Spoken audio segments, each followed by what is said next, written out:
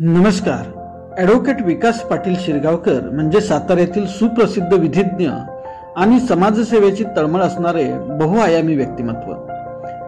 नियमांचे अनुपालन करणारा शिस्तबद्ध नागरिक आणि वळणदार अक्षरातून आपल्या अभ्यासू व बहुपेडीत्वाची चमक दाखवणारा एक जाणकार. उंब्रज नजीकच्या शिरगावमधील पाटील घराण्यातील या उच्च शिक्षित व सुसंस्कृत व्यक्तिमत्वाने खऱ्या अर्थाने समाजसेवेची तळमळ जोपासली आहे. पुण्याच्या SP कॉलेजमधून सन 1990ला पदवी संपादन केल्यावर 1993 मध्ये सुप्रसिद्ध अशा ILS लॉ कॉलेजमधून त्यांनी विधी शाखेची पदवी घेतली. त्याच वर्षी झालेल्या किल्लारीच्या भूकंपावेळी सलग 4 दिवस लातूर जिल्ह्यात थांबून भूकंपग्रस्तांच्या पुनर्वसन व मदत कार्यात त्यांनी हिरिरीने सहभाग घेतला होता. सन 2009 ते 2025 दरम्यान पप्पू कलानी विरुद्धच्या खटल्यात विशेष सरकारी वकील म्हणून मांडलेल्या सरकार पक्षाच्या खणखणीत बाजूमुळे पप्पू कलानी यास आजन्म कारावास झाला होता. तसेच अन्य 15 खटल्यांतील आरोपींनाही आजन्म कारावास होण्यासाठी ॲडव्होकेट शिरगावकर यांनी मांडलेला युक्तिवाद खूपच महत्त्वपूर्ण ठरला आहे. ड्रायव्हिंग, संगीत कला, वाचन, सेंद्रिय शेतीमध्ये रस घेणाऱ्या वकील साहेबांनी नारी सुरक्षा अभियानांतर्गत LPG गॅस दुर्घटना टाळण्यासाठी विशेष अभियान हाती घेतले असून वाजेवाडी हे गाव दत्तक घेऊन गॅस दुर्घटनामुक्त गावाची संकल्पना प्रत्यक्षातही आणली आहे. त्यांच्या या कार्याची नोंद लिम्का बुक ऑफ नॅशनल रेकॉर्डमध्येही झाली असून त्यांच्या पत्नी सौ सुजाता यांनी आंतरराष्ट्रीय योग स्पर्धेत भारताचे प्रतिनिधित्व केले आहे. या अष्टावधानी व्यक्तिमत्वाच्या कार्याचा परिचय करून देणारी खास मुलाखत ऐकूया नीलम टॉक शो मध्ये. लोकसाम्राज्य न्यूजच्या विशेष सहकार्याने निर्मिती झालेली ही मुलाखत घेतली साताऱ्यातील सुप्रसिद्ध निवेदिका आणि समुपदेशक नीलम राजपूत यांनी. विचार, आचार, कर्तृत्वामधून समाजाला मार्गदर्शन करणाऱ्या व्यक्तींचा परिचय मी नीलम टॉक शोच्या माध्यमातून करते. नीलम टॉक शो मध्ये मनपूर्वक स्वागत. मी नीलम राजपूत मनापासून तुमचं स्वागत करते आणि मनापासून तुम्हाला प्रेमपूर्वक नमस्कार. सत्कार्यासाठी काम करावं, सत्कारासाठी नाही. सत्कार्य करण्यासाठीच मानवी जन्म प्राप्त झालाय. स्वतःसाठी जगणारे खूप असतात, पण दुसऱ्यांसाठी जगणारे अगदी हाताच्या बोटांवर मोजण्या एवढेच असतात. असंच दुसऱ्यासाठी जगणारे ॲडव्होकेट विकास पाटील शिरगावकर. त्यांनी स्वतःचं गाव दत्तक घेऊन त्या गावाचा गॅस सेफ असं त्यांनी ते उपक्रम राबवला आणि त्यांना गिनीज रेकॉर्ड, लिम्का रेकॉर्डने सन्मानित करण्यात आलंय. तर आज आपण त्यांचा जीवन प्रवास जाणून घेणार आहोत नीलम टॉक शो मध्ये. नमस्कार सर. नीलम टॉक शो मध्ये तुमचं मनापासून स्वागत करते. आणि एवढं म्हणजे आंतरराष्ट्रीय स्तरावर तुमचं कौतुक की गिनीज वर्ल्ड रेकॉर्डने तुमचे कामाची, सामाजिक कार्याची दखल घेतली. लिम्का रेकॉर्डने तुम्हाला सन्मानित केलं प्रशस्ती पत्रक देऊन. कशाबद्दल हे सर तुम्ही सामाजिक कार्य केलं? कशामुळे हे तुम्हाला एवढे मोठे मोठे पुरस्कार मिळाले? लिम्का बुक आणि नॅशनल ह्याच्यामध्ये ज्यावेळेला गिनीज बुकाच्या संदर्भातला विषय निघतो तेव्हा मला हा प्रश्न नेहमीच विचारतात की इथं नाव कसं तुझं. मी त्यांना सगळं सांगतो की बाबा LPG लिक्विफाईड पेट्रोलियम गॅसच्या संदर्भात मी जे काम करतो की त्याच्यामध्ये दुर्घटना घडू नये किंवा गळती होऊ नये अशा संदर्भातलं ते काम आहे. आणि मग ते काम दुर्घटना का होतात तर गळती झाली म्हणून. तर गॅसेफ इंडिया कंपनीचं जे उत्पादन आहे ते गॅसेफ या नावाने आहे. त्या उत्पादनाच्या माध्यमातून मी असा विषय घेतला की आपण एक गाव दत्तक घेऊया. मग गाव तुम्हाला असं का वाटलं की दत्तक घ्यावं? म्हणजे जे तुम्ही तुमचं कराड तालुक्यातील वाजे. तर मी मूळचा कराड तालुक्यात, माझं गाव शिरगाव. आणि या सुरक्षेच्या माध्यमातून मी 2009 सालापासून काम पाहतो. मांढरदेवीची दुर्घटना तर झालीच आणि मग 4 साली झालेली मांढरदेवीची. मध्ये काहीतरी गॅस सिलेंडरचे स्फोट होऊन झालेली. त्याच्यामध्ये ऍक्च्युली झालं तसं की सिलेंडरचे 27 सिलेंडर त्याच्यामध्ये फुटले होते. 27 एवढं आकडा होता. 27 सिलेंडर फुटले होते आणि त्याच्यामुळे शॉर्ट सर्किटही झालं. आणि मग तिथे ते सगळं चिखल वगैरे झाला होता त्या रक्त कोंबड्या आणि त्यामुळं ते आणखी त्याच्यामध्ये जास्त प्रमाण वाढलं. आणि मग शॉर्ट सर्किट आणि LPG सिलेंडरचे ब्लास्ट याच्या माध्यमातून फार मोठी हानी झाली. त्याच वेळेला 2004 साली ओरिसामध्ये चक्रीवादळ आलं होतं, सुनामीची लाट आलेली होती.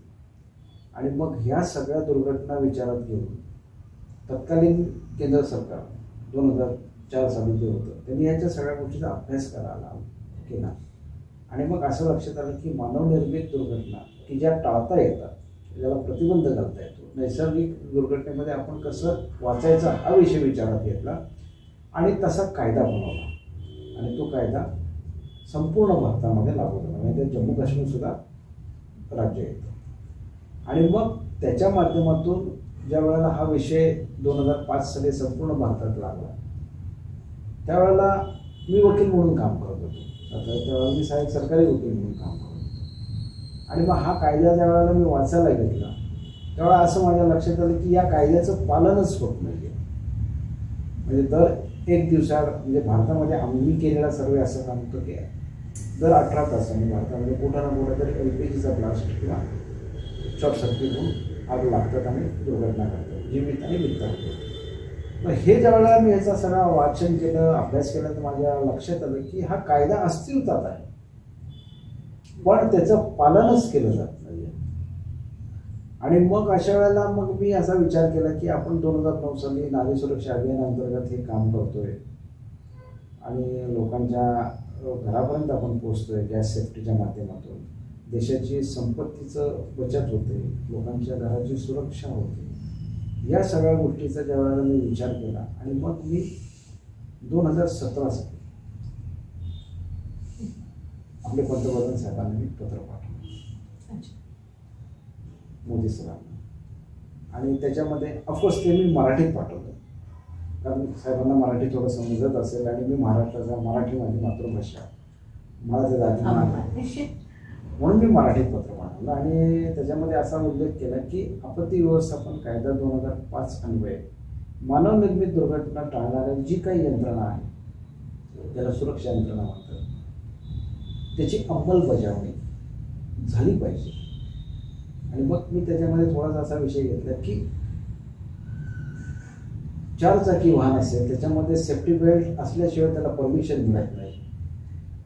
मग आपण LPG सिलेंडर घेतो म्हणजे विकतच घेतो, लाईट आपण वापरतो म्हणजे त्याचे आपण बिल भरतोच. मग अशा दुर्घटना टाळणारी यंत्रणा शासन का बंधनकारक करत नाही हा विषय मी साहेबांकडे मांडला. आता इनफॅक्ट हा विषय 2004 सालीच सरकारने विचारात घेतलेला होता तत्कालीन केंद्र सरकारने की अशा पद्धतीच्या दुर्घटना होऊ नयेत म्हणून. परंतु याच्यामध्ये असं होतं की शासन धोरणात्मक निर्णय घेतं, त्याची अंमलबजावणी ही प्रशासनाने करायची असते आणि मग ती अंमलबजावणी करण्यासाठी प्रशासनाने त्या सगळ्या पद्धतीचं आदेश काढले पाहिजे. परंतु दुर्दैवानं तसे आदेश कुठे काढलेले दिसत नाही आणि त्यात आपल्याच सातारा जिल्ह्याच्या जिल्हाधिकाऱ्यालयाच्या माहितीच्या अधिकाराचं पत्र मला उत्तर मिळालं की अशा पद्धतीची यंत्रणा लावण्याचे आदेश दिलेले नाही. मला कोणाशी टीका करायची नाही किंवा कोणाला त्याच्या संदर्भात दोषी धरावा असं माझं अजिबात म्हणणं नाही आहे. परंतु सुरक्षा हा विषय महत्त्वाचा घेऊन त्या माध्यमातून हा विषय घेतला पाहिजे. आणि म्हणून मग मी विचार केला की आपण एवढं सगळं करतोय आणि शासन लक्ष देत नाही किंवा शासनाने केलेलं आहे परंतु प्रशासन लक्ष देत नाही. म्हणून प्रशासनाचं लक्ष केंद्रित व्हावं म्हणून मी ते गाव दत्तक घेतलं आणि त्या गावातल्या मला ते 60 लोक घर असतील त्या गावात. छोटं आहे 500-550 वस्तीचं गाव आहे. माझ्या गावच्या अंकित असते गाव वाजेवाडी त्याचं नाव आणि त्या गावामध्ये मी स्वतःहून ते गॅस सेफ्टी डिव्हाइस प्रत्येक घरामध्ये बसवलं. मी स्वतः बसवलं आणि मी त्यांना सांगितलं स्वखर्चाने माझ्याच खर्चाने आणि त्यांना सांगितलं की हे तुम्ही लावायचं आणि वापरायचं आणि मग त्या माध्यमातून तो विषय अशा सगळ्या सुरक्षेच्या माध्यमातून बघितल्यानंतर त्याची चौकशी झाली आणि मग लिमका बुकने मला विचारलं की असं गाव तुम्ही दत्तक घेतले का. त्यांना म्हटलं मी दत्तक घेतले. मग ते मला न विचारता त्या गावामध्ये गेले लिमका बुक आणि त्यांनी ते पाहिलं तर तिथं त्यांना सांगितलं की नाही हे गाव आमचं LPG ब्लास्ट विकास पाटलांनी करून दिलं. आणि मग त्याची त्यांनी सगळी माहिती घेतली. देशामध्ये असं कुठलं गाव आहे का म्हणजे आपलं पहिलंच तुमचं हे देशातलं नाही तर हे जगातलं पहिलं गाव आहे की हे 100% जगातलं पहिलं. म्हणजे सर हे खरंच ग्रेट काम आहे अगदी खरंच ना की एवढी दखल घेणे एवढं तुम्ही ते काम केले मान तिथे.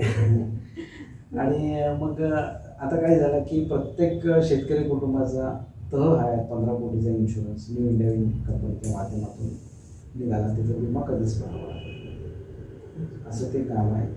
म्हणून ते एक सुरक्षेच्या माध्यमातून त्याला मग कायदा सपोर्ट करतो, कायद्याची त्याला पाठिंबा आहे. आणि अशा माध्यमातून देशाच्या संपत्तीची बचत होत असेल, जीवितहानी टाळली जात असेल तर हा विषय समाजासाठी चांगला आहे. हा विचार करून मग मी तो काम करतो. आता सर तुम्ही बोला की जीवितहानी किंवा इतरही म्हणजे किती या स्पोर्ट म्हणजे हा सर सोपं नसतं. म्हणजे आम्हाला महिलांना यातलं काहीही माहित नसतं. LPG काय तिथून ही सगळी सुरुवात आहे. मग तिथून तुम्ही सांगताल की LPG म्हणजे काय, त्याला वास असतो का, रंग असतो का, आणि त्यावर लिहिलेलं असतं प्रॉपर, तरी आम्ही ते बघत नाही. अगदी रेग्युलेटर म्हणलं तरी आम्ही ते बंद करत नाही. त्यावर काय सांगताल सर?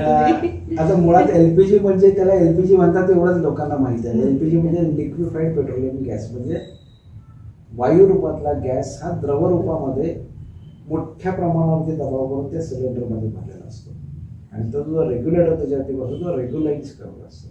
परंतु आपल्या देशामध्ये ज्या काही सरकार मान्य कंपन्या HP असेल, BP असेल, इंडियन असेल किंवा प्रायव्हेट कंपन्या कुठल्या असतील ज्यांना परमिशन मिळाली LPGच्या माध्यमातून, त्याच्यामध्ये त्यांनी एक महत्वाच्या 3 सूचना त्याच्यावरती लिहिल्या असतात. आता मी तुम्हाला प्रश्न विचारतो की ते तुम्हाला LPG सिलेंडरची एक्सपायरी डेट माहिती आहे का? जर आत्ताच सांगितलं ना की आम्ही बघत देखील नाही, हे आहे हे बघायला पाहिजे हे देखील आम्हाला माहिती नाही. तर म्हणजे कल्पनाच नसते सर. हे आता तुम्ही बोलताय म्हणून समजायला गेलंय की एक्सपायरी डेट असती ती बघायला पाहिजे. काही नाही, फक्त ते सिलेंडर घेऊन आले लोक की आम्ही घेतो, संपला की तर फक्त लावायला जातो. LPG वरती दुसऱ्या 2 सूचना असतात की डिलिव्हरी होते समय सील की जांच करें. याची काही तुम्हाला माहिती आहे की ते कसं तपासलं पाहिजे? माहितीये? बघतच नाही सर. माफ करा, मी आता तुमच्या टीकाकडे असं वाटत पण तसं नाहीये. मी काय म्हणजे इतर सगळ्या आम्ही महिलाच म्हणजे की एवढं त्या गोष्टींना कधी आम्ही गांभीर्याने घेतच नाही हो. आणि घरातला रेग्युलेटर हा बंद होतो अगदी कधीतरी परगावी गेलो तरच, नाही तर रेग्युलर रोज तर नाहीच, करतच नाहीत महिला. त्या LPG सिलेंडरवरती ह्या 2 महत्वाच्या सूचना आहेत, त्याकडे पूर्णपणे दुर्लक्ष केलं जातं. वाचलं देखील जात नाही त्याच्यावरचं, नाहीच बघितलं. त्याचा अर्थ मी तुम्हाला सांगतो की डिलिव्हरी लेते समय सील की जांच करें, म्हणजे जो डिलिव्हरी बॉय घेऊन तुमच्याकडे येतो त्यावेळेला त्याची ती कॅप त्यालाच उघडायला सांगायची, त्याच्यात वायशर आहे का बघायचं. करंगळीने आपल्याला तो काळा वायशर आहे का नाही तो कळतो असेल तर ठीक. आणि मग त्याला सांगायचं की मला ह्याच्यात मॅन्युफॅक्चरिंग डिफेक्ट लिकेज आहे का चेक करायचं. काय कर, साबणाचं पाणी टाकलं, साधं पाणी टाकलं. गाडीचं पंक्चर आपण कसं बुडबुड्याला की चेक करतो, त्याच्यात जर का तो मॅन्युफॅक्चरिंग डिफेक्ट असेल तर बुडबुड येतात. आणि मग तसा सिलेंडर आपण नाकारायचा असतो. म्हणून ती सूचना आहे की डिलिव्हरी लेते समय सील की जांच करें. सर हे खरंच माहितीच नसतं आम्हाला, बिलकुल नाही. कधी कधी जोरात एकदम फोर्समध्ये गॅस येतो बघा, स्वतः म्हणजे मी अनुभव घेतलेला आहे. ह्या कंपन्या ह्या पूर्णपणे काळजी घेतात हे सुरक्षित राहावं, तरी सुद्धा दुर्घटना का घडतात तर ह्या मानवाच्या चुका. आणि त्या चुकांचं प्रमाण आहे 98%. आपणच चुका करतो, कारण ते शास्त्र विज्ञान आहे. आणि विज्ञान जर का तुम्हाला जर का ते वर वाटत असेल तर त्याचे नियम जर का तुम्ही पाळले तर ते वर आहे. परंतु नियम जर का तुम्ही नाही पाळले तर त्या वाराचा शापामध्ये रूपांतर होण्यास वेळ नाही लागत. आणि मग त्याला मांढरदेवीची दुर्घटना, मंत्रालयातील दुर्घटना, RT ऑफिसमध्ये, कलेक्टर ऑफिसमध्ये, कोल्हापूरच्या ज्या काही घडतात, तामिळनाडूत पण मुलांचे झालेलं ना, कुंभकोणम मध्ये तर 93 विद्यार्थी एक्सपायर खिचडी बनवतात. म्हणजे एवढा भयंकर ते बातम्या बघताना आपल्या लक्षात येतं की अरे असं होतंय, पण आपण जवळ असतो त्याच्याकडे आपण कधी लक्षच देत नाही ना. मग त्याबद्दल म्हणजे सर कशी काळजी? आता तर तुम्ही सांगितलं की गॅस म्हणजे आलं की थोडंसं आपण साबण लावून असं आपण बघू शकतो, चेक करू शकतो. आणखीन एक त्याच्यामध्ये अशी सूचना आहे की उपयोग न होने पर रेग्युलेटर बंद करावे. म्हणजे कंपनीला असं अपेक्षित आहे की ज्या ज्या वेळेला त्या बर्नरचा वापर संपलाय स्वयंपाकासाठी, चहासाठी वगैरे वगैरे वगैरे, ते संपलं की तुम्ही गॅस बंद करा. आणि ह्याच्यामध्ये ही गोष्ट कदाचित मी अशा पद्धतीने सांगू इच्छितो की LPG सिलेंडर हा किचन कट्ट्याखाली असतो, परंतु ते शास्त्र असं सांगतं की तो एक तर किचन कट्ट्याच्या उजव्या किंवा डाव्या बाजूला असा का तर ओपन टू एअर असला पाहिजे. आपण त्याच्यामध्ये त्याला कोपऱ्यात त्याच्यावर लसणाची टोपली, कांद्याची टोपली, वॉटर बॅग हे असतात. आणि ते अत्यंत ज्वलनशील आहे. ते लक्षातच येत नाही. लक्षात येत नाही. आणि मग LPG हा गॅस जो आहे त्याच्यामध्ये प्रोपेन आणि ब्युटेनचं मिक्सचर असतं, त्याला वास नाहीये. मग आपल्याला सर थोडासा वास येतो, म्हणजे असं समज असतो की गॅस संपलाय वाटतं, वास येतोय, असं त्यावेळी समजायला जातं असं की वास येते बाबा त्याचा. तर तो वास आहे तो मॅक कॅप्टन नावाचं केमिकल त्याच्यामध्ये ऍड केलं. अर्धा पाऊंड किलो ते केमिकल त्यात टाकलेलं असतं. कारण मुळात प्रोपेन आणि ब्युटेनला वासच नाही, ओडरलेस म्हणतो आपण, कलरलेस, ओडरलेस, ओळखता येत नाही, दिसत नाही वगैरे वगैरे. मग गॅस हा धोकादायक आहे, हायली इन्फ्लेमेबल आहे आणि मग गळती झाली तर आपल्याला वास येणार नाहीये. म्हणून डॉक्टर स्लेनिंग म्हणून जे डॉक्टर होते त्यांनी हे सुद्धा शोध लावला. त्यांना ही गोष्ट विचारायला आली की हे धोकादायक आहे, मग ह्याला काय करणं. मग त्यांनी त्याच्यामध्ये मॅरकॅप्टन केमिकल नावाचं केमिकल ऍड केलं की जे इरिटेटेड आहे, आपण सहन नाही करू शकत, कळावं आपल्याला की पटकन गॅस लीक झाला तर रेग्युलेटर बंद करा, हे त्याचं मुख्य काम आहे. परंतु ते केमिकलमुळेच आता अशा गोष्टी घडायला लागल्या की LPG सिलेंडरच्या माध्यमातून आता बाथरूममध्ये सुद्धा अशा घटना घडण्याचं प्रमाण वाढायला लागल्याचं कारण म्हणजे मुळात आता LPG सिलेंडर हा बाथरूममध्ये पाणी तापवण्यासाठी वापरला जातो, का तर लोकांचे पैसे वाचावेत वगैरे वगैरे वगैरे. परंतु असं आहे की त्याच्यामध्ये जे मॅरकॅप्टन केमिकल आहे ते केमिकल मानवाच्या 2 ते 3 मिनिटापेक्षा जास्त संपर्कात आपण त्यात आलो तर मग आपण बेशुद्ध पडतो, कधी कधी आपण कोमामध्ये पण जातो. आणि त्यामुळे त्या दुर्घटना घडल्या. कारण तितकं ते मॅरकॅप्टन केमिकल घातक आहे, परंतु ते टाकणं पण भाग आहे, का तर लिकेज कसं ओळखायचं हा एक विषय. आणि LPGचा गॅस हा हवेपेक्षा जड आहे. लोकांना असं वाटतं की तो खिडकी उघडी केली की ती बाहेर जातो, आणि पण असं आहे की खिडकी उघडी केली तर तो खिडकीची जेवढी उघड पोर्शन आहे तेवढ्यापर्यंतचा गॅस बाहेर जाईल, बाकीचा गॅस खिडकीच्या खालचा हा जमिनीवरतीच राहतो. आणि मग बऱ्याच वेळा असं होतं की चालू लाईट बंद केली जाते किंवा बंद लाईट चालू केली जाते, या दोन्हीपैकी कुठलीही गोष्ट करायची नाही. लाईट चालू असेल तर ती चालूच ठेवायची, बंद करायचीच नाही, किंवा बंद असेल तर चालू नाही करायची. कारण काय, त्या वेळा त्यातून स्पार्क पडत असतो ऑन ऑफ करता आणि मग दुर्घटना घडतात. अशा वेळेला मग तो साठलेला गॅस कसा बाहेर काढायचा, तर अगदी सोपा उपाय, आपल्या घरातली केरसुनी किंवा झाडू आहे ना, झाडू देऊन आपण केअर कसा काढतो तसा दार उघडून बाहेर काढायचं. इतकं सोपं गणित आहे. एवढंच माहिती असतं की दार खिडक्या उघडे ठेवा किंवा काडीपेटीचा वापर करू नका, काही एवढं इथपर्यंतच माहिती असतं आपल्याला. परंतु तो हवेपेक्षा जड आहे आणि तो जोपर्यंत बाहेर जात नाही तोपर्यंत तिथेच राहणार, असं ते गणित आहे. आणि मग काय होतं की या सगळ्या गोष्टींच्या सूचना, या सगळ्या सूचना ग्राहकाला नसतात. आणि मग ज्या वेळेला कुठली अशी दुर्घटना घडते ना, त्यावेळेला मग ती संबंधित इन्शुरन्स कंपनी चुका कुठल्या झाल्या आहेत की ज्याच्या माध्यमातून त्याला नुकसान भरपाई द्यायला लागू नये याचा शोध घेतात. मग काय, मग रेग्युलेटर तुम्ही कधी बंद केला होता का? नसतोच, तो केलेलाच नसतो. सिलेंडर एक्सपायर्ड आहे का चेक केला होता का? ते तर कधीच बघितलं जात नाही. मग रबरी पाईप असेल तर ती 2 वर्षाने बदलायची असते, ती बदललीच जात नाही. म्हणजे सर तुम्ही मग अशी एक उदाहरण दिलं की माझ्या वडिलांनी माझ्या रुखवतात दिलंय, मी हे काय बदललं नाही असं तुम्ही उदाहरण सांगितलं. म्हणजे असेही प्रकार होतात. असे बरेचसे घडलेल्या गोष्टी आहेत की ती रुखवतातली वस्तू जपून राहिल्या पाहिजे, टाकून दिल्या नाही, शेवटी विज्ञान. आणि मग या सगळ्या गोष्टी पाहिल्यानंतर असं लक्षात येतं की आपण सिलेंडर घरात ठेवल्यानंतर त्याचा जर का नियम नाही पाळला तर तो 14 किलोचा सिलेंडर हा 14 हँड ग्रेनेडच्या ताकदीचा सिलेंडर आहे. तो जर का फुटला ना तर 4 ते 5 फूट खड्डा खाली पडतो. सिलेंडर फुटणं वेगळं आणि वरचा स्लॅब किंवा पत्रा हा उडून जातो. अशा कित्येक घटना. आणि कसं सर आयुष्य पूर्ण ते घर बनवण्यात गेलेलं असतं. मनुष्यहानी तर होतेच, पण हे सगळं म्हणजे होतेच नव्हतं व्हायला 1 मिनिट लागत नाही. मग तेच हे जर अशी काळजी घ्यायची तर हे होणारच नाही ना. म्हणजे नंतर जे करायचंय ते आधीच तुम्ही काळजी घ्या ना, आधीच सुरक्षा पाळा ना, म्हणजे हे वेळच येणार नाही ना. इव्हन आपल्या गॅसच्या पाईपला आपण सेफ्टी क्लिप सुद्धा लावत नाही.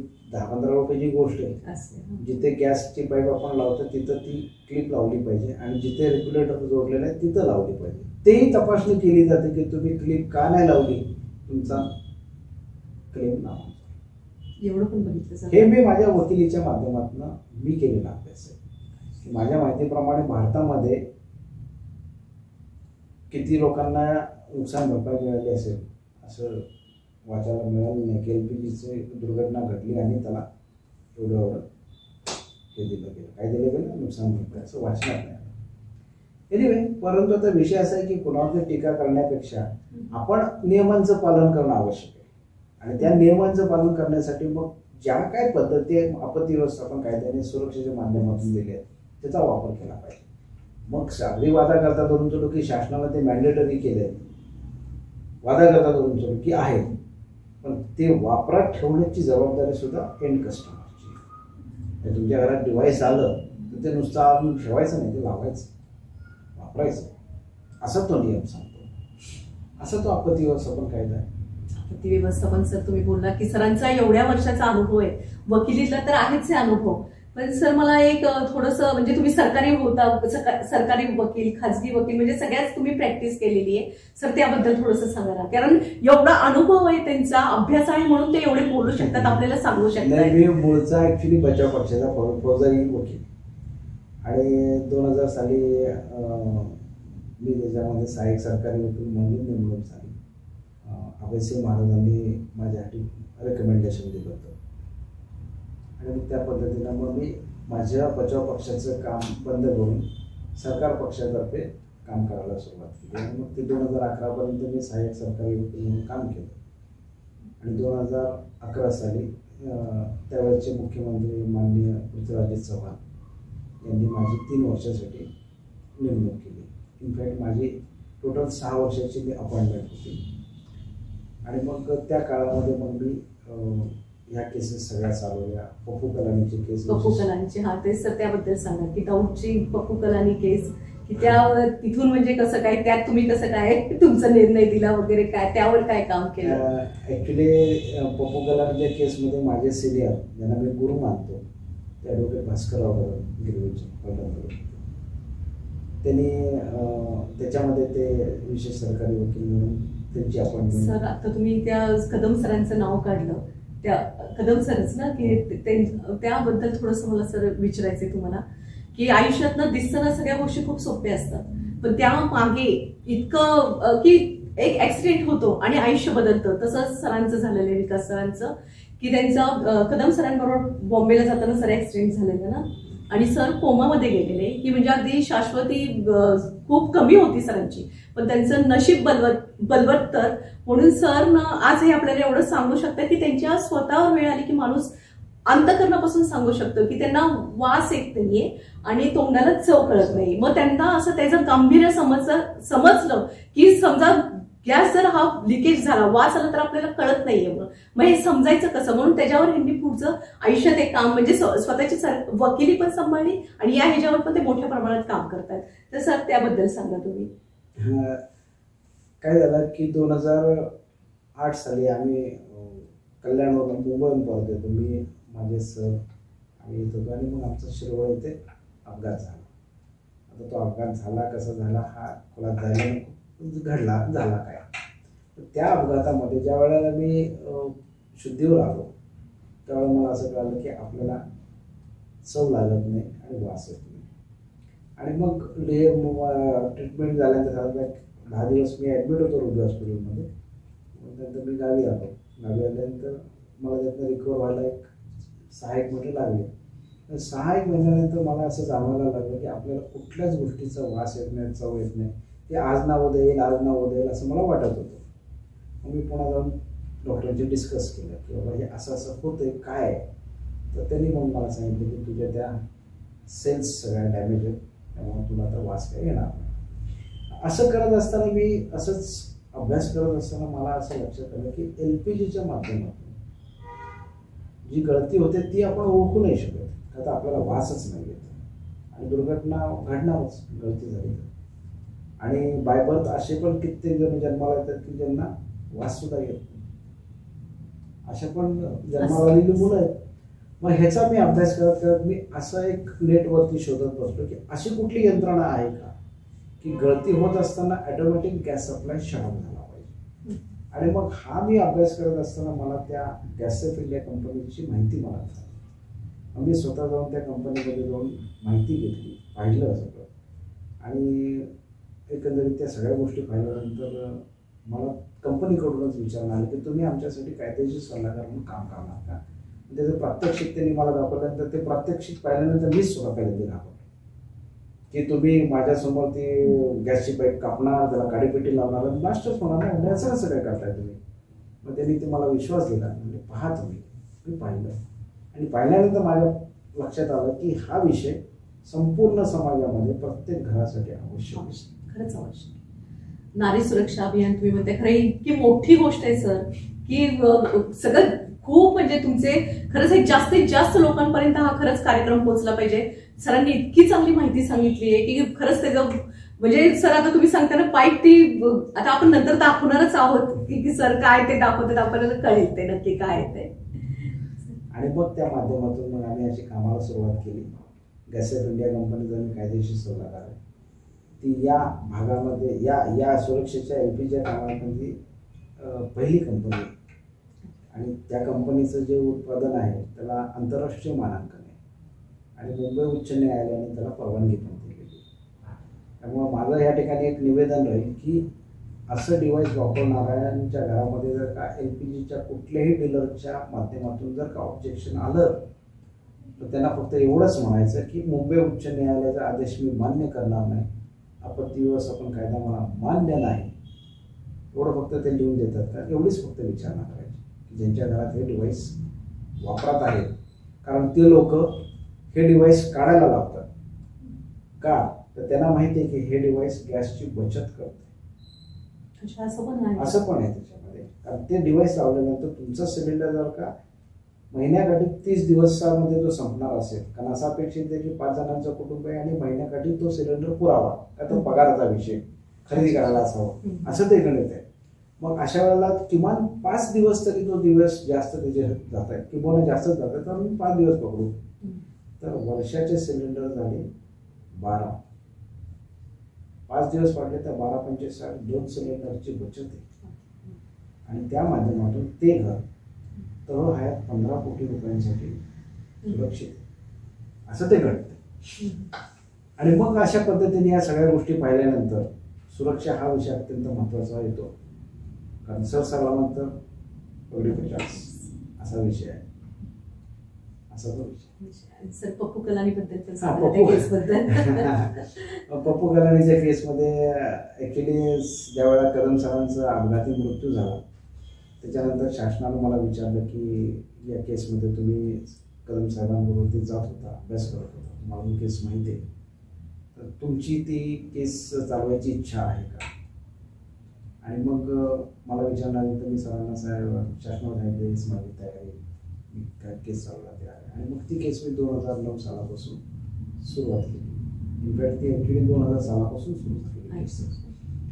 2009ला ती केस सुरू झाली. 2013ला त्याच्यामध्ये कल्याण न्यायालयाने सत्र न्यायालयाने त्याला अजन्म कारावासाची शिक्षा दिली. त्याच्यात दाऊदचे 3 शूटर पण आहेत, 14 शिक्षा झाली. त्यानंतर मुंबई उच्च न्यायालयामध्ये पप्पू कलानीने अपील केलं, ते अपील फेटाळलं.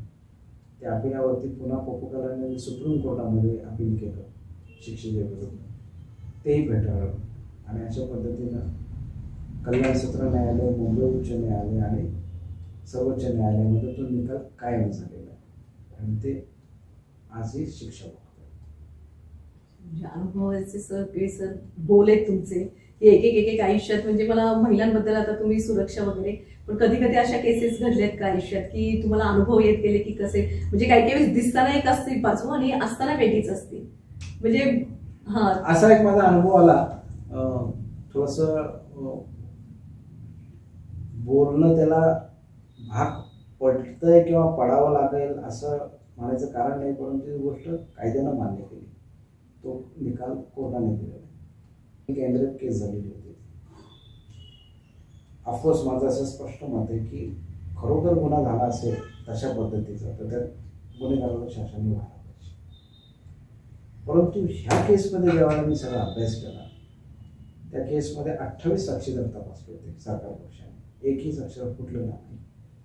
परंतु त्या केसमध्ये डॉक्टरांकडून आणि संबंध DNA असतील, सायन्स फॉरेन्सिक लॅब असेल वगैरे, याच्यामधून असा पुरावा समोर आला की तो गुन्हाच घडलेला नाहीये. हे सगळं कशासाठी सर? हे आता कसं आहे की शासनाची मनोधैर्य योजना आहे ना, मनोधैर्य योजनेमधून अत्याचार झालेल्या मुलीला ती केस खरी असो किंवा खोटी असो शासनाकडनं पैसे मिळाले जातात. आज 8-8.5 लाख रुपये दिले जातात. एवढे शासन देतात. महिला असं पण करतात, अशा पण केसेस झालेले. आणि माझं असं स्पष्ट मत आहे की न्यायालयाने अशा माध्यमातून निकालामध्ये स्पष्ट त्यांचं मत मांडणं आवश्यक आहे की ही जर का केस खोटी असेल तर त्यांना दिलेले पैसे त्यांनी परत का करू नये. पैशासाठी जर का ते करत असतील अशा कायद्याचा गैरवापर करत असतील असे पण गैरवापर करणारे आहेत म्हणजे आहेत. परंतु याचा अर्थ आता निर्भयाची केस किंवा अशा ज्या केसेस घडल्या त्याच्यामध्ये शासन हे व्हायलाच पाहिजे. कारण मुळात किती झालं तरी महिलांचा तुम्ही आदर राखलाच पाहिजे, परंतु त्याचा गैरवापर पण झाला नाही पाहिजे असं माझं मत आहे. सर, कारण किती ठिकाणी म्हणजे रोज घडतंय, सगळीकडे घडतंय की रेप पण कसं म्हणजे सुरक्षित कशा राहणार महिला असा हा प्रश्न येतो. कसं आहे की आता इनफॅक्ट या सगळ्या गोष्टी शालेय जीवनामधूनच शिकवल्या गेल्या पाहिजे की कायद्याचं पालन तुम्ही का केलं पाहिजे, तर शालेय जीवनामध्येच तो विषय घेतला पाहिजे. तर आता हा वाहतुकीचा विषय होतो. 18 वर्ष झाल्यानंतर आपल्याला लायसन्स मिळतं आणि 18 वर्ष झाल्यानंतर तुम्हाला कायदा लाल दिवा, हिरवा दिवा, पिवळा दिवा याचं नॉलेज करावं होतं. तेच नॉलेज तुम्हाला 10वी पर्यंत दिलं गेलं पाहिजे. माझं तर स्पष्ट मत आहे की आपत्ती व्यवस्थापन कायदा हा अभ्यासक्रमामध्ये समाविष्टच करायला पाहिजे. कारण मानवनिर्मित आपत्ती, नैसर्गिक आपत्तीमध्ये तुम्ही कसं वाचलं पाहिजे. नैसर्गिक आपत्ती आली तरी ती आपल्या हातात नसते, पण मानवनिर्मित आपत्ती आपण त्यात वाचू शकतोय ना. मानव हा असा प्राणी आहे की त्याला पोहायला शिकावं लागतं. बाकीच्या प्राण्यांना पोहायला शिकावं लागत नाही. आणि पुरामध्ये मग तुम्ही ज्या वेळेला पडता त्यावेळेला मग पुरामध्ये लाकडाचा वापर कसा करायचा, टायरचा वापर कसा करायचा, विजारीचा वापर पुरामध्ये कसा करायचा. तर आता सर आपत्ती केवढी आली बघितलं ना, महापूर आले सगळीकडेच म्हणजे झालं की डोंगरच्या डोंगर कसं म्हणजे काय, त्याला वृक्ष तोड, दरडी कोसळण्याचं वृक्ष तोड म्हणजे त्याला जबाबदारी आपलीच आहे. निसर्ग हा निसर्गाचं काम करतच असतो आणि निसर्गाच्या पुढे तुम्ही कधीही जाऊ शकत नाही. तुम्ही नियम पाळा, निसर्ग तुम्हाला मदत करतो किंवा विज्ञान तुम्हाला मदत करतो असा तो विषय. पण आपणच नियम पाळत नाही म्हणजे त्याच्या निसर्गाच्या विरुद्ध आपण हे सगळे करत असतो प्रकार. त्यामुळे कधीतरी तो दाखवतोच आपल्याला असं होतं. सर एक मला मुद्दा आता सुचला म्हणून बोलतो की आपल्याला शाळेमध्ये शिकवलं जातं की रस्त्यावर डाव्या बाजूने चालावं आणि आपण डाव्या बाजूने चालतो. परंतु डाव्या बाजूने चालावं हे कुठल्या सेक्टरमध्ये अप्लाय होत होतं की ज्या देशामध्ये डाव्या बाजूने ड्रायव्हिंग आहे, लेफ्ट हँड ड्रिव्हन आहे. कारण का, आपण ज्या वेळेला डाव्या बाजूने चालतो ना त्यावेळेला पाठीमागून येणारं वाहन आपल्याला दिसत नसतं, परंतु समोरून येणारं वाहन ते दिसतं परंतु ते लांबून जाणार असतं. पाठीमागून येणारं वाहन जे आपल्याला कदाचित पाठीमागात डोळे नाही जातात आणि ते आपल्या जवळून जाणार असतं. म्हणून तुम्ही काय करा, उजव्या बाजूने चाला. म्हणजे उजव्या बाजूने चालताना समोरून येणारं वाहन जर का तुम्हाला अंगावर येणार असेल तर तुम्हाला संधी आहे बाजूला जाण्याची. पण हे सर समजत नसतं म्हणजे हे शिकवलं पाहिजे, हे शाळेमध्ये शिकवलं पाहिजे. म्हणजे किती ऍक्सिडेंट पण आता बघितलं ना, मॉर्निंग वॉकला गेले आणि गाडीने उडवलं. आता परवाचाच इन्सिडेन्स बघतो, भयानक आहे तो इन्सिडेन्स. म्हणजे माझं तर स्पष्ट मत आहे की त्या जज साहेबांचं मर्डर झालं. त्यांना पाठीमागून ती गाडी अशी वळली आणि पाठीमागून जाऊन त्यांना धक्का दिला, त्यात ते एक्सपायर झाले. परंतु हेच जर का उलट झालं असतं तर ते उजवीकडून चालले असते तर त्यांच्या लक्षात आलं असतं गाडी समोर. ठीक आहे, आता त्याला बरेचसे कंगोरे आहेत, त्या वादात न पडलेलं बरं. असं सर, आणि खरंच म्हणजे एवढे विषय मांडलेत सर, तुम्ही भरपूर विषय मांडले. तुमचे कला सांगा सर, की तुम्ही लांब उडीमध्ये होता, क्रिकेटमध्ये, बॅडमिंटनमध्ये, हे सगळे म्हणजे एवढे वकिलीचा सगळा व्यवसाय सांभाळताना आपल्या कला देखील तुम्ही कशा काय सांभाळल्या. मी पुण्याला SP कॉलेजला शिकायला होतो. ILSला माझं लॉ पूर्ण झाला. तेव्हा पुण्यात मी क्रिकेट खेळायचो आणि रणजी टीममधले जे काही प्लेयर होते त्यांच्यावरती मला खेळायला संधी मिळाली. इव्हन मी करसन गावडी साहेबांची सुद्धा बॉलिंग फेस केली. त्यावेळेला मला कळालं की ॲक्च्युअली बॉलिंग फेस करताना काय तारांबळ उडते आणि सचिन तेंडुलकर एवढा मोठा का आहे. म्हणजे अशा लोकांचा खरंच अभिमान वाटतो की ज्यावेळेला करसनगावडे सरांनी लेफ्ट हँड बॉलर त्यांनी तो बॉल टाकला मला, त्यावेळेला मला बॉल अक्षरशः माझ्या कानावरून आवाज करत गेला, तसा भरभर आवाज. तेव्हा माझ्या लक्षात आलं की ऍक्च्युली फेस करणं कसं आहे. पण तरी सुद्धा मी क्रिकेट खेळलो, बॅडमिंटन खेळलो. NCC मध्ये असताना शांतीदूत वार्ता द्यायची म्हणून सायकल एक्सपिडिशन केलं, ठाणे अशा पद्धतीची कामं करतो. आणि किल्लारीला पण तुम्ही 4 दिवस जाऊन. हो, किल्लारीला त्यावेळेला मी नुकताच वकील झालो होतो 1993 साली. आणि भूकंप झाला होता. माननीय शरद पवार साहेब त्यावेळेला मुख्यमंत्री होते आणि त्यांचं आपत्ती व्यवस्थापनातलं काम होतं. मग मी आमच्या वडिलांना आणि आईला विचारलं की असं असं मी जाऊ का, मला एका अमेरिकन संस्थेकडून विचारणा की तुम्ही येऊ शकता. आम्ही गेलो तिथं. बघितल्यानंतर माझ्या असं लक्षात आलं की तिथे स्वयंपाकच होऊ शकत नाही, कारण घरच्या घरं पडलेली, दगडी बांधकाम पडले, चुली मोडल्यात, गॅस मोडले. आणि मग मी तिथल्या आमच्या अमेरिकन संस्थेमध्ये हा विषय मांडला की आपण लोकांना मदत करायची म्हणून काय करूया, तर रॉकेलचा स्टोव्ह आपण देऊया. रॉकेलचा स्टोव्ह हा शेतकरी वर्गामध्ये माहितीच आहे आणि त्याचा वापर करायला येईल, म्हणून त्याला निदान स्टोव्हचा वापर करून स्वयंपाक करता येईल, दूध तापवता येईल वगैरे वगैरे. आणि मग त्यावेळेला मी त्याच्यामध्ये आपल्या पवार साहेबांना मी पाहिलं त्याच्यामध्ये की काय ताकदीने हा माणूस काम करतो पवार साहेब. त्यांची ताकद आता पण दिसते आणि त्यावेळेची ताकद म्हणजे बाकीचं सर्व विसरून ते फक्त पुनर्वसन कसं झालं पाहिजे, लोकांचे जीव कसे वाचले पाहिजे अशा दृष्टीने काम पाहत होते. त्यामुळे त्या गोष्टीचा अभिमानच आहे. आणि आपण महाराष्ट्र, सर्व महाराष्ट्र नशिबान होते की अशा ताकदीचा माणूस आपला नेता आहे. सरांचे विविध पैलू आपल्या समोर आहेत. म्हणजे खरंच मला तर असा अभिमान वाटतोय सरांचा की एवढे रेकॉर्ड झाले, गिरीश वर्ल्ड रेकॉर्ड झालं, लिम्का झालं, पण हे बाकीचे पण त्यांनी एवढी उपयुक्त माहिती सर म्हणजे खरंच माहिती नसते त्या गोष्टी. आणि हँड रायटिंगवर काय सांगतात की सरावाने वळणाने की चांगलं हँड रायटिंग आपलं होऊ शकतं, म्हणजे वळणदार. कारण अक्षर आपलं सुंदर दागिना आहे हे आपण लहानपणापासून सुविचारामध्ये ऐकत असतो. त्याबद्दल काय सांगतात सर? आता कसं आहे ते सुरेख अक्षर असणं ही देणगीच आहे. आणि ती देणगी जर दिलेली असेल तर त्याचा वापर किंवा सराव झाला पाहिजे. याचा अर्थ अक्षर सुरेखच असावं असं नाहीये, परंतु जे अक्षर आहे ते वळणदार असलं पाहिजे. आणि ते वळणदार होण्यासाठी शाळेमध्ये शिकवलं जातं पूर्वीच्या काळात, परंतु आता ते शिकवलं जात नाही. म्हणून इंग्लिश भाषेचं असेल किंवा मराठी देवनागरीचं असेल तर ते तशा पद्धतीचा सराव आहे. त्या सरावाच्या वह्या असतात आणि तशा पद्धतीने मी माझ्या गावी अक्षर कसं सुधारायचं याचं मार्गदर्शन आमच्या गावातल्या विद्यार्थ्यांना देत असतो. म्हणजे हे पण काम तुम्ही करता की खरंच आहे म्हणजे आयुष्यभराचं ते व्यक्तिमत्व म्हणजे त्या लोक अक्षरावर आपलं व्यक्तिमत्व होतं असं म्हणता येईल.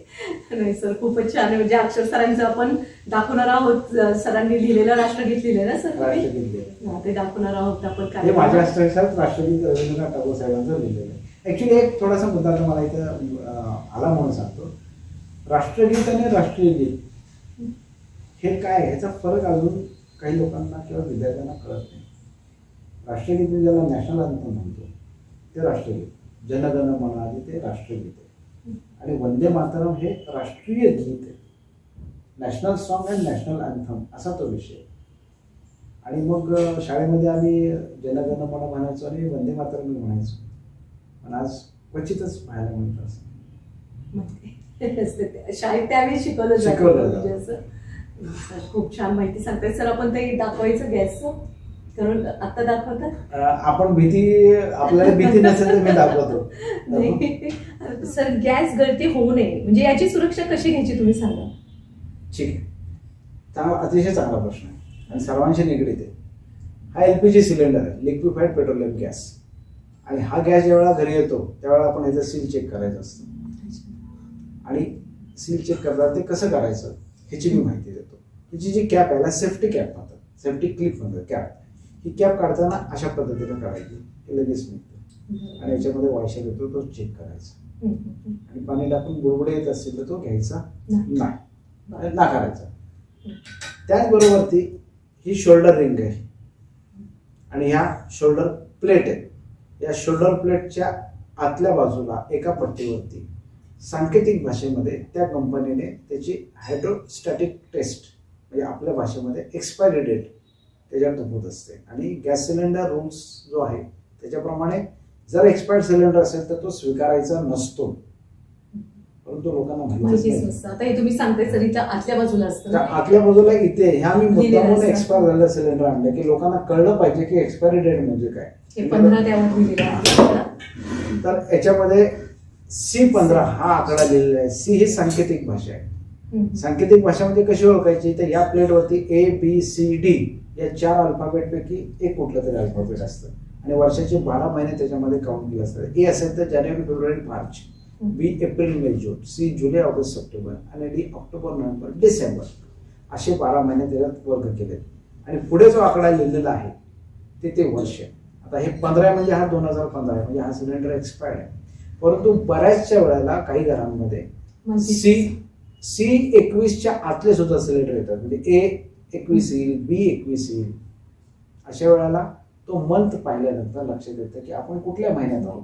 आता जर का आपण जुलै महिन्यात असेल तर C21च्या पुढचा सिलेंडर असला पाहिजे. आणि मी हा मुद्दामून सिलेंडर दाखवलाय की एक्सपायरी डेट ही कशी असते ही कळली पाहिजे. माहितीच नसते, इथे असते हे माहितीच नसतं. आणि हा सिलेंडर एक्सपायर्ड आहे. गॅस एक्सपायर्ड नसतो, मेटल एक्सपायर होऊ शकतो. आता मी तुम्हाला इथे प्रात्यक्षिक दाखवतो की गॅस गळती रोखण्यासाठी काय करायला पाहिजे.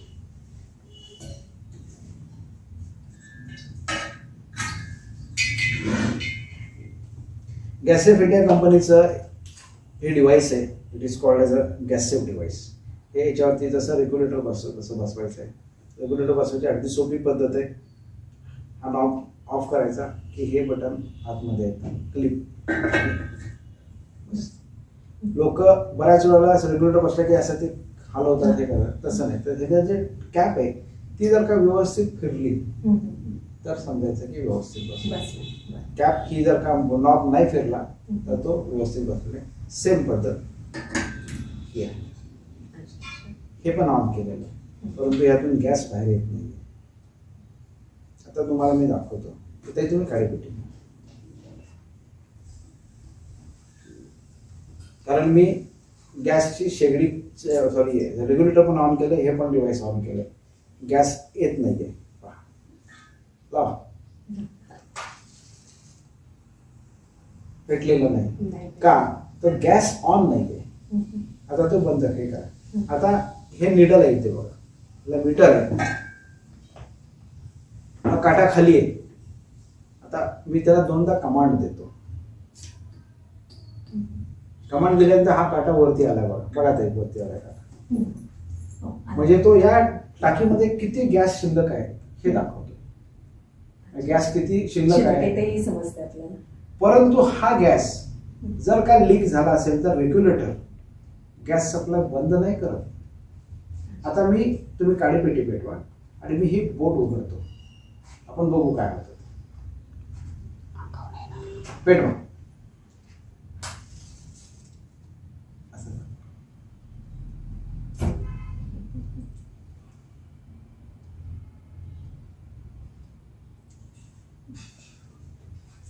हे काय झालं तर या डिव्हाइसने ओळखलं की मोठ्या प्रमाणावरती गळती होते, त्याने गॅस सप्लाय इथूनच बंद केलेला आहे. पण जर का रेग्युलेटर नसतं तर हीच ज्योत अशी पुढे प्रश्न गेलीच असते. आता दिसलंच नव्हते, म्हणजे घाबरलंच जातं एकदम असं होतं ते. म्हणून हे यंत्र आवश्यक आहे, कारण रेग्युलेटर गॅस गळती थांबवत नाही. सर मग हे कुठे कुठे मिळतं सर. सर पुण्यामध्ये याची कंपनी आहे, सातारामध्ये सुद्धा मिळतं, संबंधित देशामध्ये हे आता अवेलेबल आहे. आजपर्यंत आमच्या माहितीप्रमाणे 50 लाख घरांमध्ये हे डिव्हाइस बसलेलं आहे. आणि त्या 50 लाख घरांच्या माध्यमातून देशाची ऑन एन ॲव्हरेज 2 सिलेंडर तुम्ही बचत करा. इतके सिलेंडर बचत होते आणि ती आता वाढतच चालली, कारण हे डिव्हाइस आता लोकांनी घ्यायला सुरुवात केली. असं आहे सर. किती उपयुक्त हे बघितल्यावरच लक्षात येते आणि खरंच सगळ्यांनी घ्यायलाच पाहिजे. ह्याचं खूप चांगली माहिती सांगितली सर. खूप खूप धन्यवाद. सरांनी आता आपल्याला गॅस सेफ उपकरण दाखवलं आणि किती उपयुक्त आहे खरं तर मला सर सांगायचे की एवढं मोठं आपण कन्स्ट्रक्शन करतो, गॅस कट्ट्याला आपण 50,000 घालवतो आणि याची किंमत किती? 2,500 आहे का सर? 2,500. मग ते 2,500 काहीच हरकत नाही की आपला जीव असतोय, म्हणजे होत्याचं नव्हतं होण्यापेक्षा आधीच काळजी घेतलेली बरी. मग ही काळजी घेताना समजा नवीन आपण कन्स्ट्रक्शन करतोय तर त्यात ह्या सोयी काही करता येतील का आपल्याला? 100% करता येते. इनफॅक्ट मी माझं जे कन्स्ट्रक्शन पुण्यामध्ये चालू आहे की किंवा ती देशातली पहिली इमारत असेल की त्या इमारतीमधला प्रत्येक फ्लॅट हा 100% LPG blast proof, 100% electric shock proof, 100% virus free including COVID-19 virus आणि 15 कोटीचा इन्शुरन्स. आणि या सगळ्या गोष्टी करण्यासाठी मग ते गॅस ऑफ इंडियाचं डिव्हाइस आहे, ELCP रोबोट, सप्तर्षी रोबोट कंपनी त्याचं डिव्हाइस आहे, कोरोना किलर नावाचं एक डिव्हाइस आहे की जे ICMR NIV ने मान्य केलेलं आहे. देशातलं एकमेव डिव्हाइस ते ICMR NIV ने मान्य केलं. अशा वेळेला जर का तुम्हाला सुरक्षित वातावरणात जर का राहायचं असेल तर तुम्हाला आजारच होणार नाही. आणि मग ती मानवाची किंवा खरेदीदाराची प्राथमिकता आहे की आपण सुरक्षित घर घ्यायचं का असुरक्षित दुर्घटना होऊ न देणारं घर घ्यायचं, कारण आपल्याला सुरक्षित राहायचं. मग सुरक्षित घराची मागणी बांधकाम व्यावसायिकाला केली गेली पाहिजे. खरंच नाही तुम्ही सांगताय, खरंच म्हणजे व्हायला पाहिजे, सगळीकडेच असं व्हायला पाहिजे, तो बदल घडलाच पाहिजे. खरं फक्त सातारामध्येच नव्हे तर संपूर्ण राज्यात देशामध्ये झालं पाहिजे. बदल हा घडलाच पाहिजे, म्हणजे सगळ्यांची जीवितहानी वाचेल ना, जीवितहानी वाचेल, वित्तहानी वाचेल, वाचेल, राष्ट्रीय संपत्ती वाचेल, सगळंच वाचणार. त्यामुळे हा नक्कीच विचार सगळ्यांनी करायला पाहिजे. सगळ्या क्षेत्रातील लोकांना सांगते की या ह्याच्यावर नक्की तुम्ही विचार करा की हे परत असं घडलं नाही पाहिजे. आणि सर तुम्ही सेंद्रिय शेती वगैरे करता, कसं काय म्हणजे शेतीची कशी काय आवड आहे तुम्हाला? याच्यामध्ये थोडंसं मला बुधाजी मुळे सरांचं मार्गदर्शन आहे आणि मला कळालं की सेंद्रिय शेती का आवश्यक आहे. मग मी सरांना प्रश्न हा विचारला की सेंद्रिय शेती आणि रासायनिक शेतीमध्ये फरक काय. तर त्यांनी मग मला सांगितलं की रासायनिक शेतीमुळे शेतीचं काय नुकसान होतं आणि ती जमीन कशी कडक बनून जाते.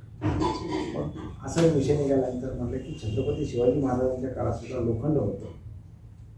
लोखंड, तलवारी, ढाली वगैरे लोखंडाच्या होत्या आणि आता आपण लोखंडाचे नांगर वापरतोय. छत्रपतींच्या काळामध्ये किंवा त्यांच्या नंतरच्या पुढच्याही काळामध्ये शेतात वापरलेला नांगर हा लाकडी होता, तो लोखंडी होता. तर एवढी आपली जमीन भुसभुशीत होती की लाकडाच्या नांगराने सुद्धा काम करणं आवश्यक आहे. आणि ती त्याची अनुकूलता ह्या पिकांना आहे की जमीन भुसभुशीत असेल तर मुळं जास्त खोलवर जातात आणि त्यांना पाहिजे ते सगळे जीवनसत्व मिळतात.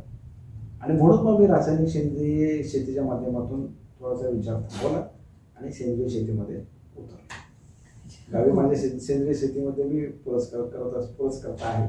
अच्छा, मस्तच की, छानच. अजून कोणते कोणते पुरस्कार मिळाले? पुरस्कार नाही, मी पुरस्कार आहे लोकांना सांगतो की सेंद्रिय शेती करा. आणि मग असे सेंद्रिय शेती करणारे कित्येक लोक आहेत की त्याच्या माध्यमातून चर्चासत्र झाली पाहिजे, लोकांना कळलं पाहिजे. आणि माझं असं स्पष्ट मत आहे की शेती हा फक्त उदरनिर्वाहाचं साधन आहे असं समजण्याचं कारण नाही, तर त्याचं व्यापारीकरण म्हणजे ज्याला प्रोफेशनल म्हणतो आपण, ते व्यावहारिक दृष्टिकोनातून त्याकडे पाहिलं पाहिजे की आपल्याला याच्यातून 4 पैसे जास्त मिळाले पाहिजे, नुसतं पोट भरलं असं नाही. तो विचारच केला जातो, माझं बघतंय ना पास आपलं वर्षाचं धान्य निघतंय एवढे इथपर्यंत तोच विचार असतो फक्त त्यांचा. नाही, कसं झालं की आपण शेतीप्रधान देश आहे म्हणजे अशीच लोकांनी समजून झाली की शेतीप्रधान म्हणजे फक्त आपण शेती करायची पोट भरायचं, तसंच असं नाही. खूप जणांचे विचार तेच असतात. युरोपियन कंट्रीज मध्ये बघितलं, इस्रायल सारखा देश, त्यांची शेती म्हणजे आपण विश्वास नाही बसू शकत अशी शेती. अमेरिका असेल, फ्रान्स असतील किंवा इकडे ऑस्ट्रेलिया, जर्मनी असेल, न्यूझीलंड असेल, हजारो एकर त्यांचे गव्हाच्या ह्याचे हे आहेत आणि त्यांना तशा पद्धतीनं डेव्हलप केलं जातं. तसं आपल्याकडे होणार बदल नाही. सहकार तत्वावरती शेतीही करता येऊ शकते. फक्त सहकार तत्वावरती कारखाने चालवावेत असं नाही, सहकार तत्वावरती शेती पण करता येऊ शकते. सर बऱ्यापैकी माहिती नसतं हे लोकांना, माहिती नसतं, त्यामुळे तिथपर्यंत ते पोहोचूच शकत नाही असं होतं ते. त्यामुळे प्रगतीच होत नाही. मग आत्महत्या, शेतकऱ्यांची आत्महत्या, त्यामुळे सगळे प्रमाण वाढतात. ते आताच माझ्या भाषणात आलं होतं, तुम्हाला मी सांगतो. मागच्यासाठी मोत्यांचं महत्व जास्त आहे. तर पर्ल फार्मिंग नावाची एक कन्सेप्ट आहे, त्याला मोत्याची शेती म्हणतात. समुद्राच्या शिंपल्यामध्ये मोती सापडतात असं आहे, पण ज्याला कल्चरल मोती म्हणतो तसे सुद्धा आपल्याला ते शेतीच्या माध्यमातून करता येतात. याचाही विचार शेतकऱ्यांनी करायला पाहिजे, ज्याला ॲडिशनल सोर्स ऑफ इन्कम आपण म्हणू असं करायला पाहिजे. सर खरं तर मला वेगवेगळ्या विषयांवर तुमचे कार्यक्रम आपल्याला मुलाखत घेता येईल व थोडस मर्यादा असते त्यामुळे सर कोरोनाच्या काळात काय काय मदत केली, म्हणजे ते एवढं कोरोनाचं युद्ध किंवा एवढं सगळ्यांवर बिकट परिस्थिती आली कोरोनाच्या काळामध्ये केंद्र शासन राज्य शासन जीवतोड प्रयत्न करतो. म्हणजे ऑफकोर्स ते आता कोणाच्या हातात आहे की नाही हा विषय, परंतु मी एक केस चालवली होती शाहूपुरीमधली रिंकू ओसवाल केस, त्याच्यामध्ये तिचा मृत्यू तिच्या नवऱ्यानेच केलेला होता, भरत ओसवाल नावाच्या व्यक्तीने. आणि मग त्या केसमध्ये मी विशेष सरकारी वकील म्हणून काम करत होतो. मला शासनाने जी काही फी दिली त्यावेळेलाच कोरोनाचा विषय आला. त्यावेळेला मी असा विचार केला की ते पैसे आपण फी म्हणून घेण्यापेक्षा कोरोना युद्धानेच आपण शासनाला परत करूया. आणि मग आपल्या पालकमंत्री साहेबांना मी ते पत्र दिलं आणि त्यांनी माझं कौतुक केलं की असं तुम्ही करताय, फार चांगलं काम आहे. अशा पद्धतीने मला जी फी मिळालेली मंजूर झाली होती ती मी शासनाला परत देतो. सर फुलाची पाकळी म्हणजे प्रत्येक जण खालीचा वाटा खरंच उचलतोय आणि प्रत्येक जण मदत करते. कुठल्या ना कुठल्या आता पूर आला म्हणा, सगळीकडेच परिस्थितीत कोरोना सगळेजण मदत करतात. आणि सर सामाजिक कार्य पण खूप करत असतात की हे समाजकार्य बघून लिंकावाल्यांनी त्यांना म्हणजे प्रशस्ती पत्र देऊन सन्मानित केलंय. तर सर कसं वाटलेलं म्हणजे ज्यावेळेस लिम्का मिळालं किंवा गिनीज वर्ल्ड रेकॉर्डवाल्यांचं तुम्हाला फोन आला ते बघायला आले, तो कसा वाटला की अरे मी एवढं छान काम की माझं इथपर्यंत नोंद झाली, त्यांनी दखल घेतली. सातारा करून मला त्याचा अभिमानच आहे की मी माझ्या माध्यमातून सातारा जिल्ह्याचं नाव आंतरराष्ट्रीय स्तरावरती घेऊन जाऊ शकलो. खरंच आहे, आंतरराष्ट्रीय त्या स्तरावर जाणं खूप सोपं नव्हतं ते sir. Guinness Book of World रेकॉर्डचे जे इन्स्टिट्यूट आहे त्यांच्याकडून मला फोन आला की असं आमच्याकडे कुठलेही रेकॉर्ड नाहीये. तेव्हा मला खरंच वाटलं की अरे आपण असं गिनीज बुकने याची दखल घेतली. मग लिम्का बुकनी स्वतः ते आलं, त्याने तपासणी केली, टाकली आणि मला ते सर्टिफिकेट. दिनांक 21/6/2012 रोजी मंत्रालयामध्ये जी आगीची दुर्घटना घडली तशा दुर्घटना घडू नयेत म्हणून राज्य शासनाने दिनांक 22/6/2012 रोजी नगर विकास खात्यामार्फत एक नोटिफिकेशन काढलं, शासन परिपत्रक काढलं. आणि त्या परिपत्रकाद्वारे LPG CNG तसेच इलेक्ट्रिक सेक्टरमध्ये ज्या दुर्घटना घडतात, ज्या मानवनिर्मित दुर्घटनेच्या केटरमध्ये येतात त्या घडू नयेत म्हणून तशी सुरक्षा प्रणाली लावण्याचे निर्देश देण्यात आलेले. तर ELCB, MCB आणि ACB असा तो विषय आहे. MCB म्हणजे मिनिएचर सर्किट ब्रेकर, ELCB म्हणजे अर्थ लिकेज सर्किट ब्रेकर. MCB हा अर्थिंग झालं तर ट्रिप होत नाही, तो दबाव वाढला किंवा व्होल्टेज वाढला तरच ट्रिप होतो. परंतु अशी यंत्रणा आहे की जी मानवाला शॉक लागून देण्यापूर्वी लाईटचं सप्लाय बंद करतो, त्याला ELCB म्हणतात. सप्तर्षी प्रोसेस प्रायव्हेट लिमिटेड ही जी कंपनी आहे राजकोटमधली, त्या कंपनीने हे डिव्हाइस बनवलेलं आहे. आणि हे अतिशय सुरक्षा प्रणाली विचारात घेऊन बनवलेलं यंत्र आहे. त्याची आपण थोडक्यात माहिती घेऊया किंवा प्रत्यक्षिक करूया. या ठिकाणी ही यंत्रणा आहे. या यंत्रणेमधून लोड इन आणि लोड आउट अशी सप्लाय आहे, म्हणजे लाईटचा सप्लाय आतमध्ये गेलाय आणि या वायरमधून तो लाईटचा सप्लाय बाहेर आलाय. तुम्ही पॉझिटिव्ह कसं आहे ते दाखवतो.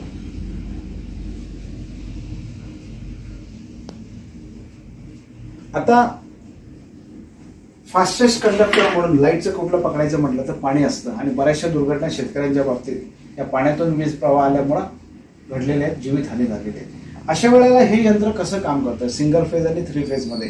हे सिंगल फेज आहे, 3 फेजमध्ये पण असंच काम करतं, पण आता आपण सिंगल फेजमध्ये पाहूया. कारण घरात सिंगल फेज लाईट सिस्टीम आहे. आता तिथे जरा पाणी टाक, कारण पाणी हा विषय असा आहे की सगळ्यात जास्त पाणी हे लाईटला हे करतो, कंडक्टर आहे. आता मी ही वायर पाण्यात टाकणार आहे आणि आपल्यालाच मी सांगणार आहे की तुम्ही मला हात द्यायचा, हात द्या मला. कारण मला शॉक लागला तर ह्याला सुद्धा शॉक लागणार आहे. आणि ह्याने सुद्धा पायात पाणी टाकलं तरी हे करू. बस बस, आम्हाला दोघांनाही शॉक लागलेला नाहीये. इनफॅक्ट शॉक लागायला पाहिजे होता, परंतु आमच्या बॉडीतून ते कम्प्लीट सर्कल होण्यापूर्वीच या डिव्हाइसने ओळखलं की something is wrong, earthing leakage कुठेतरी मिनिएचर लिकेज आहे. आणि मग त्याने सप्लायच बंद केला. अशा पद्धतीची यंत्रणा ही प्रत्येक इमारतीमध्ये लागली गेली पाहिजे. या माध्यमातून लाईटची बचत पण होते, वीज बिलाची बचत होते रागत, आणि घरातली यंत्रणा 290च्या पुढे जर का व्होल्टेज जात असेल तर ते जळून देत नाही आणि अशा पद्धतीनं सुरक्षेचं काम करते. अशी ही रोबोट ELCB ही यंत्रणा. सर हे खूपच म्हणजे महत्वाचं आहे की आयुष्यातून माणसाने काय कमवावं, हे असं नाव कमवावं की मी तर स्वतः सेफ आहे, माझ्याबरोबर माझं जग सगळं, माझ्या आसपासचे तर लोक आहेत पण पूर्ण जग हे. खरंच हा कार्यक्रम ना इतका चांगला नाही की लोकांनी खरंच ह्याचा मनापासून ह्याच्यावर विचार करावा आणि हे किट आहे ना नक्की बसून घ्या तुम्ही, की कारण आपलं खरंच रक्षण तर सगळ्याच होणार आहे, माझ्याबरोबर माझ्या सगळ्या समाजाचं सगळ्याचं रक्षण होणार आहे. आणि सर तुम्ही खरंच वेळात वेळ काढून आला, मनापासून तुमचं खूप खूप धन्यवाद आहे की एवढे चांगल्या विषयांवर तुम्ही एवढे चांगले विषय जे उपयुक्त आहेत ते तुम्ही मांडले. खूप सर म्हणजे खूप खूप धन्यवाद. आणि नीलम टॉक शोला लाईक करा, शेअर करा, सबस्क्राईब करा. नीलम टॉक शो वेगवेगळ्या क्षेत्रातील लोकांची ओळख पूर्ण जगाला करून देण्यासाठी मी हा नीलम टॉक शो सुरू केलेला आहे आणि तो तुम्हाला नक्की आवडेल. धन्यवाद. धन्यवाद.